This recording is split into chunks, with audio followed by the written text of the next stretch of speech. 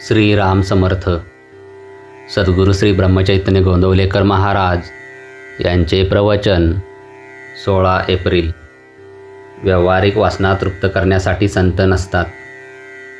नोकरी पाहिजे असेल तर ती देणारा जिथे असतो तिथे आपण जातो. त्याप्रमाणे भगवंताची भेट घ्यायची असेल तर संत जिथे राहतात तिथे आपण जावे. परमेश्वराचे स्वरूप ओळखण्यासाठी संतांकडे जाणेच जरूर आहे. संतांचे अस्तित्व त्यांच्या देहात नसून त्यांच्या वचनात आहे. संतांजवळ निर्विषय चित्त असते. रात्री सर्वजण झोपल्यावर शिपाई जसे गस्त घालतात तसे साधू संत आमच्या गैरसावधतेत जागृत असतात. आपण झोपी गेलो असताना ते आपली वृत्ती तपासतात. एका बाईला मूल झाले पण त्याला आकडी येऊ लागली.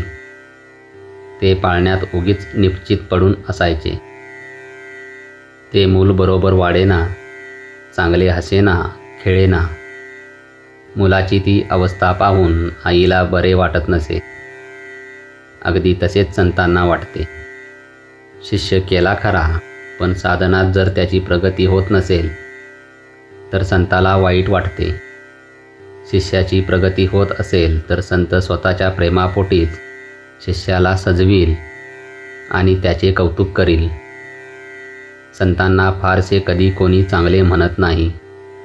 त्यांनी एकाचे कल्याण केले तर त्या माणसाचे 10 नातेवाईक त्यांना नावे ठेवतात. संतांना ओळखण्याकरता जे गुण सांगितले आहेत ते त्यांची परीक्षा करण्याकरता सांगितले नसून त्यांचा त्या दृष्टीने उपयोगी होत नाही.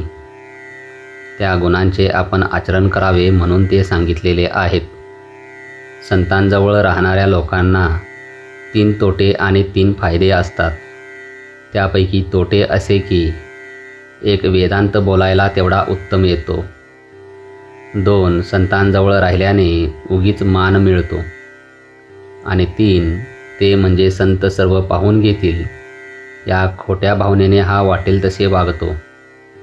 आता फायदे पाहू. पहिला म्हणजे तो जर खऱ्या भावनेने संतांजवळ राहील तर तेवढ्यानेच काही साधन न करतासुद्धा त्याचा परमार्थ साधेल. दुसरा, त्याला मान मिळेल पण तो स्वतः मानाच्या अपेक्षेच्या पलीकडे राहील. आणि तिसरा, वेदांत त्याला बोलायला आला नाही तरी त्याच्या आचरणात येईल. म्हणून संतांजवळ राहणाऱ्याने ते सांगतील तसे वागावे. मानाची अपेक्षा करू नये आणि फारसा वेदांत बोलू नये. तोंडापर्यंत आले तरी दाबून टाकावे. संतांची आज्ञा प्रमाण मानणे हे प्रचिती येण्याचे साधन आहे. व्यावहारिक वासना तृप्त करण्यासाठी संत नसतात हे ओळखून आपण त्यांची संगत करावी.